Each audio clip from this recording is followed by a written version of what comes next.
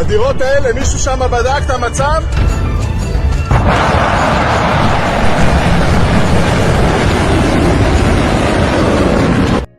अस्सलाम वालेकुम दोस्तों दुनिया की सबसे बड़ी सैन्य ताकत, सबसे महंगे हथियार, सबसे आधुनिक टेक्नोलॉजी, फिर भी अगर वही सुपर पावर दबाव में दिखाई दे तो सवाल सिर्फ युद्ध का नहीं रहता, सवाल पूरी दुनिया की ताकत की परिभाषा बन जाता है। आज मिडिल ईस्ट में जो हो रहा है वह सिर्फ अमेरिका और ईरान के टकराव की कहानी नहीं है, यह कहानी है रणनीति बनाम शक्ति, दिमाग बनाम पैसा, और सबसे महत्वपूर्ण, महंगे हथियार हमेशा जीत नहीं दिलाते। अरबों डॉलर की सेना रखने वाला अमेरिका कम संसाधनों वाले ईरान की रणनीति और लो कॉस्ट टेक्नोलॉजी के सामने मुश्किलों का सामना कर रहा है।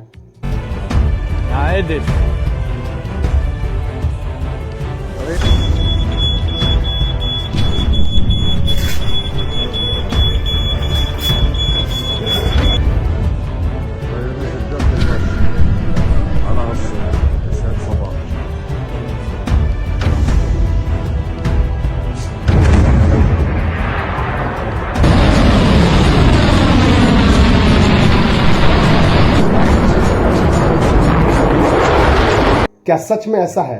क्या आधुनिक युद्ध बदल चुका है? क्या अब टैंक, जहाज और फाइटर जेट नहीं बल्कि डेटा, सेंसर्स और ड्रोन युद्ध जीतेंगे? और सबसे बड़ा सवाल, क्या 21वीं सदी में सुपर पावर होने का मतलब भी बदल रहा है?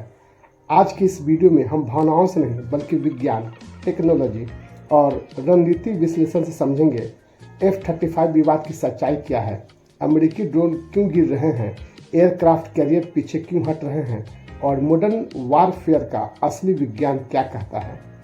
तो वीडियो को आखिर तक जरूर देखिए, क्योंकि अंत में आप खुद तय करेंगे ताकत किसकी बड़ी है, हथियारों की या रणनीति की।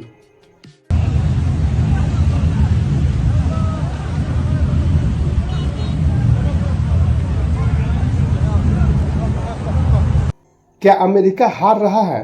कैसे ईरान ने सुपर पावर यूएसए को रणनीति से चौंका दिया? आज हम एक ऐसे सवाल पर चर्चा करने वाले हैं जो पूरी दुनिया की सैन्य सोच को बदल रहा है। दुनिया की सबसे शक्तिशाली सेना अमेरिका, दुनिया का सबसे बड़ा रक्षा बजट अमेरिका, लेकिन मिडिल ईस्ट में एक ऐसा देश है जो संसाधनों में छोटा होने के बावजूद उसे चुनौती दे रहा है, ईरान।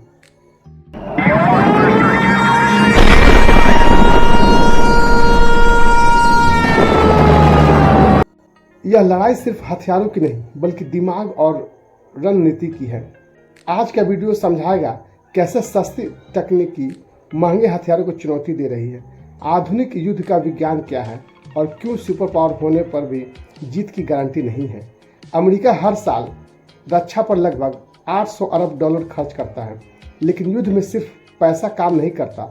आधुनिक युद्ध 3 चीज़ों पर चलता है: दुश्मन को देखना यानी सेंसर्स का काम, जानकारी समझना यानी डाटा एनालिसिस का काम, और सही समय पर हमला करना। ये बिल्कुल ओरिजिनल और फैक्ट बात है। ईरान ने हथियारों से ज़्यादा ध्यान दिया उनके वारफेयर पे, यानी पहले दुश्मन को पहचानो फिर कमज़ोर जगह पर वार करो।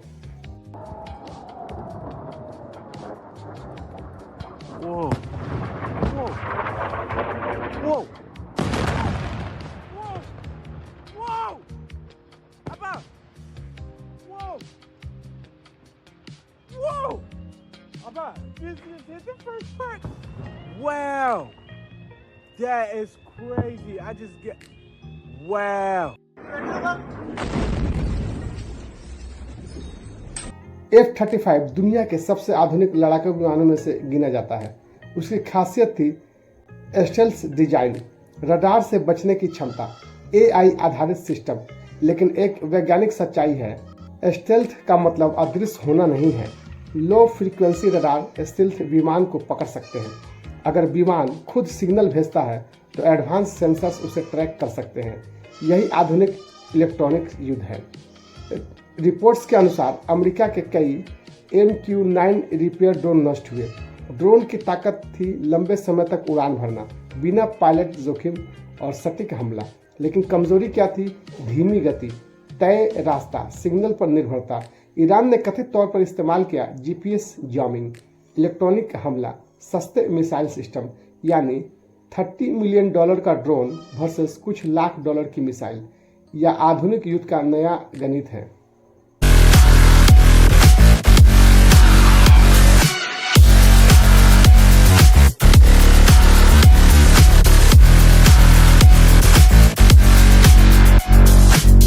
दावा है कि अमेरिकी विमान वाहक जहाज ईरान से 1000 किलोमीटर दूर चले गए। एयरक्राफ्ट कैरियर क्या है? समुद्र में चलता हुआ एयरबेस। लेकिन आज लंबी दूरी की missile, hypersonic speed, AI targeting carrier अब शक्ति का प्रतीक कम और बड़ा निशाना ज्यादा बन गया है।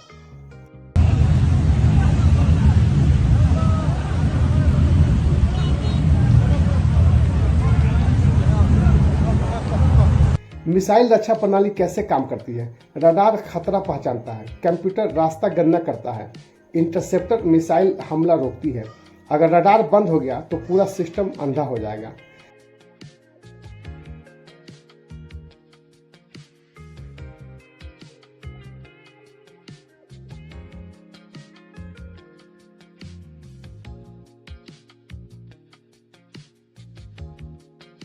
एक साथ कई ड्रोन और मिसाइल भेजो, लेकिन अगर वो डिफेंसिव नहीं हुए तो काम बेकार हो जाएगा।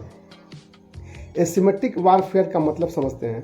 छोटा देश बड़ी ताकत की कमजोरी पर हमला करता है। इतिहास के उदाहरण: वियतनाम युद्ध, अफगानिस्तान युद्ध, इराक युद्ध। और इराक की जो रणनीति है, सीधा युद्ध नहीं, लगातार दबाव, आर्थिक नुकसान। ट्रंप द्वारा 5 दिन का पॉज प्रस्ताव दिया गया। इससे संभावित कारण सैन्य संसाधन से बचना या तनाव कम करना, नई रणनीति बनाना। सैन्य भाषा में इसे कहते हैं ऑपरेशनल रिसेट। भविष्य के युद्ध होंगे AI आधारित, drone swarm, cyber warfare, low cost weapons. अब युद्ध जीतने के लिए जरूरी नहीं कि सबसे ज्यादा पैसा हो, जरूरी है यह तकनीक सही है या नहीं है।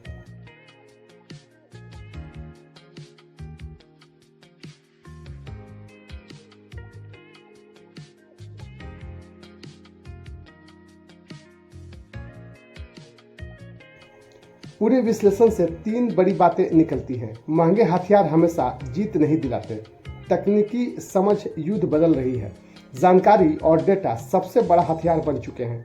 सबसे बड़ा सवाल अब आपसे ये है, क्या दुनिया में सुपर पावर की परिभाषा बदल रही है? अगर दोस्तों ये वीडियो आपको इन्फॉर्मेटिव लगी हो तो मेरे चैनल को सब्सक्राइब करें। जब तक के लिए अपना ख्याल रखें। अस्सलाम वालेकुम।